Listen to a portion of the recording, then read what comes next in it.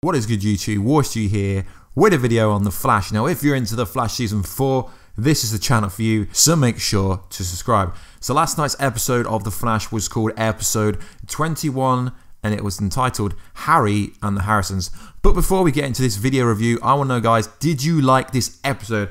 I personally thought it was a pretty solid episode, although it was a filler-based episode. We usually get these filler episodes, 2 episodes to go, so there's no point hating on the show. I've seen some negativity on Twitter and around Instagram and people saying it was a pointless episode, but no, these small filler episodes do build up to the main narrative of the story. So we're going to do this video how we always do in not chronological order, in ever what order I want. So the main narrative of this episode was actually finding Amunet Black, the actress that isn't English, but she puts on this ridiculous English accent.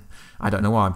So ever since the warden of Iron Heights was killed, she's pretty much been in hiding, and they need her help. So they get her help, but what's interesting is she gets screwed over by Norvik, I believe it is, which was the guy that kind of Caitlin Snow, Killer Frost, was working with during the first few episodes of the season. And we find out that he can actually spit venom out of his eye, and it's a snake, which is kind of interesting now. And then what Barry Allen did is he actually phased through the venom, which I didn't actually know he could do.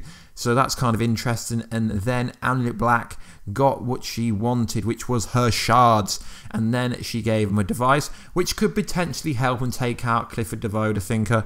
But guys, we know it's not going to happen.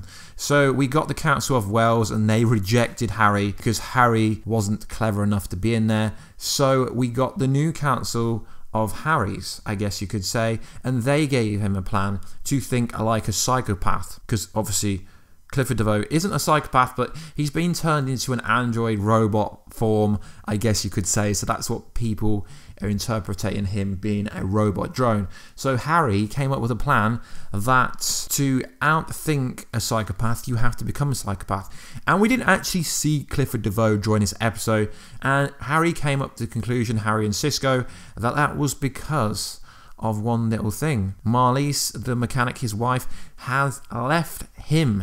So now they're looking for where she could be, and obviously we already know that Team Flash gets a surprise ally, which will be the mechanic. So she is going to be vital to taking down the Thinker.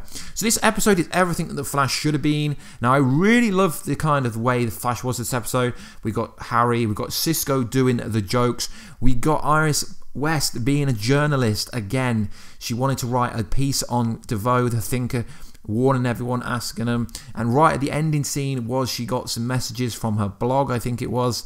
And everyone's been seeing Clifford DeVoe around, which is kind of a small, I guess you could say, writer's block, point pot. Because let me get it straight, we're 21 episodes in, Iris West writes a blog, and all of a sudden everyone sees him everywhere. So that's very interesting. Obviously next week's episode is called Think Fast, and we will be seeing John Diggle from Arrow, which is pretty interesting. I did like this episode, but there's a few things that they didn't address. I actually honestly thought when they went to the coffee shop we were going to get to see Mystery Girl, Jessica Kennedy Parker, but we didn't.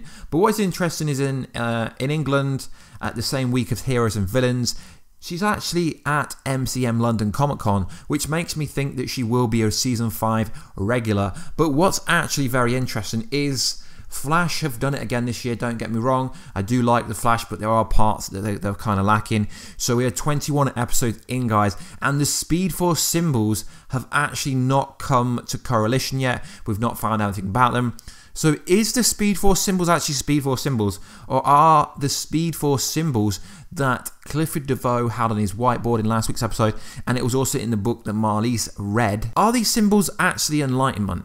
See, all this time everyone's been thinking the Speedforce symbols are actually to do with how Barry is going to take out the Thinker, but are these Speedforce symbols actually to do with what the Enlightenment is? Obviously we know that Clifford DeVoe is trying to turn everyone brain dead, which would be kind of funny, but Amunet Black agreed to help in this episode because she doesn't want to become an android brain dead, which is interesting. So yes, it was a filler episode, but it was a really good episode.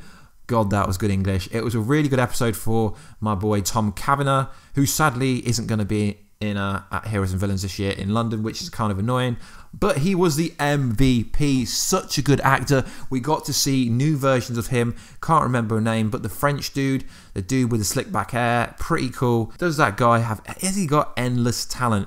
Very interesting. I really do like the Harrison Wells version with the glasses on. Would love to see him again. So anyway, guys, let me know what you thought about the episode. There were loads of Easter egg comic book Easter eggs about Captain America, I think, and other stuff. But I'm not really into Easter eggs in videos, so I'm not really going to go over Easter eggs. So guys, let me know in the comment box down below what you think about this video. I will have my trailer breakdown up after this or before this for Think Fast. This is where things are really going to get hot. Really can't wait to find out where this storyline is going. But before I go, we need to talk about Caitlin Snow.